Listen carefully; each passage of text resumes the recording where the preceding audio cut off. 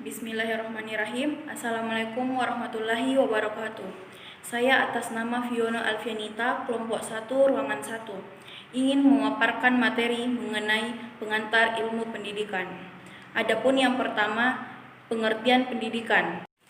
Pendidikan ialah usaha sadar dan terencana untuk mewujudkan suasana belajar dan proses pembelajaran bagi peserta didik secara aktif mengembangkan potensi dirinya untuk memiliki kekuatan spiritual keagamaan, pengendalian diri, kepribadian, kecerdasan, akhlak mulia, keterampilan yang diperlukan, dan lain-lain. Yang kedua, pendidikan dan ilmu pendidikan. Pengertian ilmu pendidikan tidak terlepas dari dua kata yang dipadukan, yaitu ilmu dan pendidikan. Pengertian ilmu adalah pengetahuan tentang suatu bidang yang disusun secara bersistem menurut metode tertentu, yang dapat digunakan untuk menerangkan gejala tertentu bidang pengetahuan itu.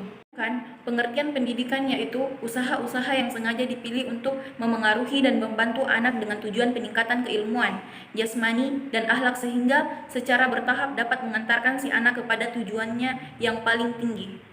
Dengan demikian, pengertian ilmu pendidikan adalah suatu kumpulan ilmu pengetahuan yang tersusun secara sistematis dengan memiliki metode-metode tertentu yang ilmiah untuk menyelidiki gejala-gejala perbuatan bantuan atau pendidikan yang diberikan oleh orang dewasa kepada orang yang belum dewasa. Selanjutnya, konsep ilmu pendidikan.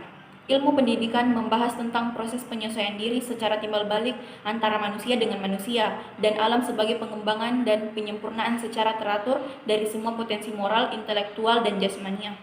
Dengan demikian, konsep ilmu pendidikan adalah pengetahuan yang membicarakan masalah-masalah yang berhubungan dengan pendidikan, yang memiliki konsep dasar persyaratan pendidikan sebagai ilmu, yaitu 1. Memiliki objek studi, baik objek material maupun objek formal. Kedua, memiliki sistematika. Ketiga, memiliki metode.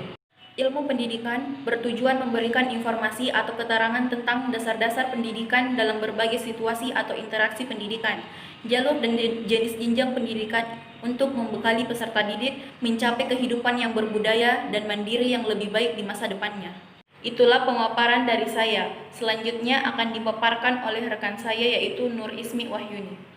Bismillahirrahmanirrahim. Assalamualaikum warahmatullahi wabarakatuh. Baik, saya akan menjelaskan mengenai fungsi pendidikan. Fungsi pendidikan yang utama adalah mengembangkan potensi dan membentuk watak kepribadian dan peradaban yang bermartabat.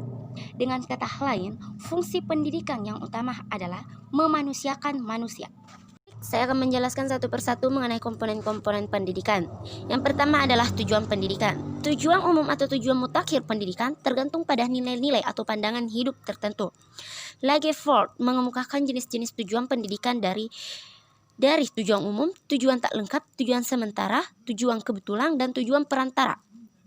Adapun tujuan pendidikan dapat dilihat dari kurikulum pendidikan yang terjabar mulai dari cita-cita nasional atau tujuan nasional, tujuan pembangunan nasional, tujuan institusional, tujuan kurikuler, dan tujuan instruksional yang dibagi menjadi dua, yaitu tujuan instruksional umum dan tujuan instruksional khusus. Dan yang selanjutnya adalah peserta didik. Perkembangan konsep pendidikan yang tidak hanya terbatas pada usia sekolah saja memberikan konsekuensi pada pengertian peserta didik. Kalau dulu orang mengasumsikan peserta didik terdiri dari anak-anak pada usia sekolah, maka sekarang peserta didik dimungkinkan termasuk juga di dalamnya orang dewasa. Baik, yang selanjutnya yaitu adalah pendidik. Salah satu komponen penting dalam pendidikan adalah pendidik. Terdapat beberapa jenis pendidik dalam konsep pendidikan sebagai gejala kebudayaan yang tidak terbatas pada pendidikan sekolah saja. Ditinjau dari lembaga pendidikan muncullah beberapa individu yang tergolong pada pendidik. Guru sebagai pendidik dalam lingkup sekolah, orang tua sebagai pendidik dalam lingkup keluarga, dan pimpinan masyarakat baik formal maupun informal sebagai pendidik di lingkup masyarakat. Selanjutnya saya akan menjelaskan mengenai komponen-komponen pendidikan, tapi terlebih dahulu saya akan menjelaskan apa itu komponen.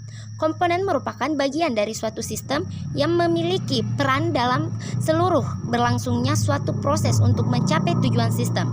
Komponen-komponen yang memungkinkan terjadinya proses pendidikan atau berlangsungnya proses pendidikan minimal terdiri dari 7 komponen, yaitu yang pertama tujuan pendidikan, yang kedua peserta didik, yang ketiga pendidik, yang keempat guru atau pendidik di sekolah, yang kelima isi pendidik, yang keenam lingkungan pendidik, dan yang terakhir atau yang ketujuh adalah alat pendidikan.